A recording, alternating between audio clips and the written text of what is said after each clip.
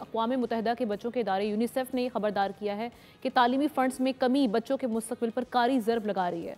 UNICEF के मुताबिक 2026 के आखिर तक दुनिया के मजीद 60 लाख बच्चे स्कूल से बाहर हो सकते हैं।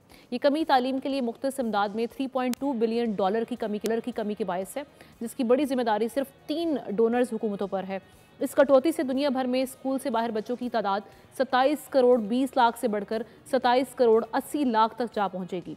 60 लाख की ये तादाद जर्मनी और इटली के तमाम प्राइमरी स्कूल्स को खाली करने के मुतरादिफ है।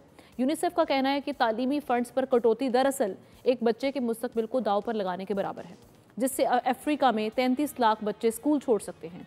इस कटौती से प्राइमरी तालीम सबसे ज़्यादा मुतासर होगी, जिससे आइंदा ज़िंदगियों में $164 अरब आमदन का नुकसान मुतवक्की है।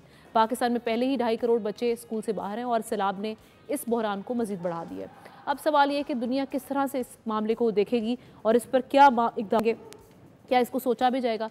इस खबर के हवाले से आप कमेंट सेक्शन में जाके अपनी राय का इजहार कर सकते हैं। सब्सक्राइब करें और बेल दबाएं ताकि कोई खबर रह न जाए।